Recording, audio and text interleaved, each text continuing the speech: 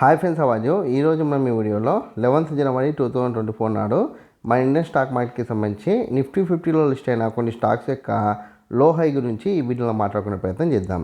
Adani enterprises high వచ్చేసి 3150 గాను, లో వచ్చేసి 3050 గాను నమోదు కావడానికి ఛాన్స్ ఉంది.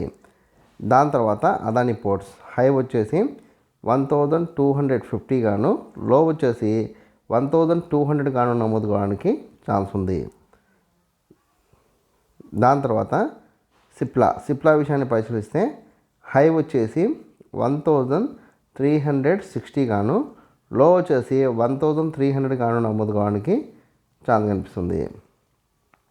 దాని తర్వాత హెచ్డిఎఫ్సి బ్యాంక్ విషయాన్ని పరిశీలిస్తే హై వచ్చేసి 1680 గాను, లో వచ్చేసి 1640 గాను నమోదు కావడానికి ఛాన్స్ ఉంది.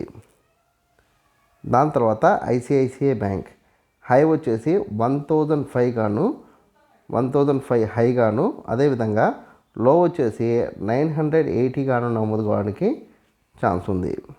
దాని తర్వాత ఇండస్ఇండ్ బ్యాంక్ విషయాన్ని పరిశీలిస్తే హై వచ్చేసి 1660 గాను, లో వచ్చేసి 1620 గాను నమోదు కావడానికి ఛాన్స్ ఉంది.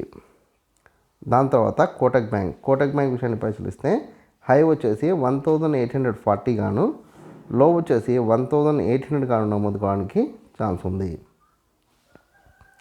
దాని తర్వాత రిలయన్స్ విషయాన్ని పరిశీలిస్తే హై వచ్చేసి 2700 హై గాను, లో వచ్చేసి 2615 లో గాను నమోదు కావడానికి ఛాన్స్ ఉంది. దాని తర్వాత టెక్ మహీంద్రా హై వచ్చేసి 1260 గాను, లో వచ్చేసి 1225 గాను నమోదు కావడానికి ఛాన్స్ ఉంది. నేను రేఖామాతంగా కొన్ని కంపెనీకి సంబంధించిన స్టాక్స్ చెప్పే ప్రయత్నం చేసిన. ఇంకా మీకు ఏదైనా స్టాక్స్లో ఇన్వెస్ట్ చేయాలనుకున్నా లేదా ఈ స్టాక్ పట్ల ఆసక్తి ఉన్న కామెంట్ సెక్షన్లో కామెంట్ చేస్తే మీకు ఆ స్టాక్ పట్ల వివరంగా చెప్పే ప్రయత్నం చేస్తాను. ఈ వీడియో కనుక మీకు చేసినట్లయితే లైక్ చేయండి, కామెంట్ చేయండి, షేర్ చేయండి. ఛానల్ని మటుకు ఖచ్చితంగా సబ్స్క్రైబ్ చేసుకోండి. జై హింద్, వందే మాతరం.